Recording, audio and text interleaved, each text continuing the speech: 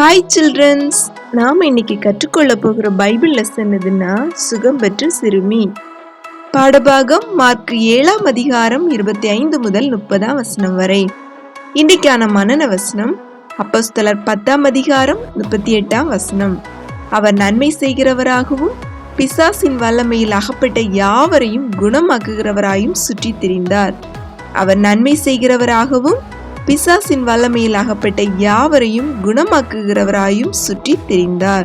நம்ம பாடத்தின் நோக்கம் இயேசு பிசாசுகளை துரத்துகிறவர். ஓகே, ஸ்டோரி கேட்கலாமா? விசுவாசமும் தாழ்மையும் உள்ள ஒரு தாயின் விண்ணப்பத்தையும் அவங்க மகள் சுகம் பெற்ற விதத்தையும் கற்றுக்கொள்ள போகிறோம். சீரோபேனிக்கியா தேசத்தில் உள்ள கிரேக்க ஸ்திரீ இயேசுவை குறித்து கேள்விப்பட்டாங்க. ஆனா அவங்க இயேசுவின் பிள்ளை அல்ல, நம்முடைய தேவனை அறியாத கூட்டத்தை சார்ந்தவங்க. அவங்களுக்கு அசுத்தாவி பிடித்த ஒரு மகள் இருந்தாங்க. ஆனா இயேசு கிட்ட போனா எப்படி ஆகிலும் தன் மகள் சுகம் பெற்று விடுவாள்னு முழுமையா நம்பினாங்க. ஒரு நாள் இயேசு சீதோன் தீரு பட்டண எல்லைகள்ல போய் ஒரு வீட்டுக்குள்ள பிரவேசித்தாங்க. அந்த ஸ்திரீயும் அதை அறிந்து அங்கு சென்று இயேசுவை பணிந்து கொண்டாங்க. அவர் பாதத்துல விழுந்தாங்க. மிகவும் பணிவோட தன் மகளுக்கு பிடித்திருக்கிற பிசாசை துரத்தி விடும்படி கெஞ்சி ஜெபம் செய்தாங்க. ஆனா இயேசு அவளை பார்த்து, முந்தி பிள்ளைகள் திருப்தி அடையட்டும், பிள்ளைகளின் அப்பத்தை எடுத்து நாய்க்குட்டிகளுக்கு போடுகிறது நல்லதல்லன்னு சொன்னாங்க. இதுல பிள்ளைகள் என்று அவருடைய பிள்ளைகளாகிய இஸ்ரவேலரையும் அவருடைய பிள்ளைகள் அல்லாதவராகிய அந்த ஸ்திரீய நாய்க்குட்டின்னு சொன்னாங்க.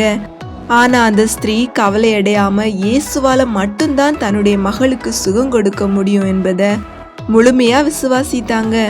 பிள்ளைகளின் அப்பம் என்று இயேசு சொன்னது தெய்வீக சுகம்தான். நாம் தேவனுடைய பிள்ளைகளாயிருந்தா இவைகளை உரிமையோடு பெற்றுக்கொள்ள முடியும்.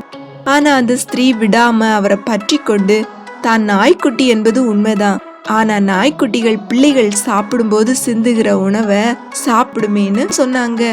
அவளுடைய விசுவாசத்தையும் தாழ்மையும் இயேசு கண்டு, நீ விரும்புகிறபடியே உன் மகள் சுகம் பெறுவாள்னு அவளோடு கூறினாங்க.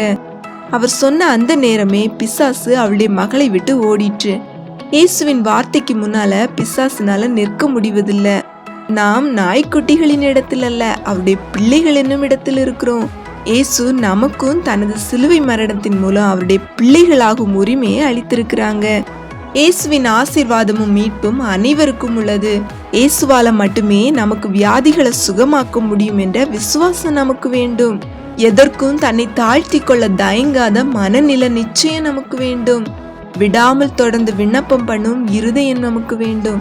நாமும் அந்த ஸ்திரீயின் விசுவாசமும் பணிவும் பெற்று இயேசுவின் பிள்ளைகளாய் வளர்வோமா? God bless you.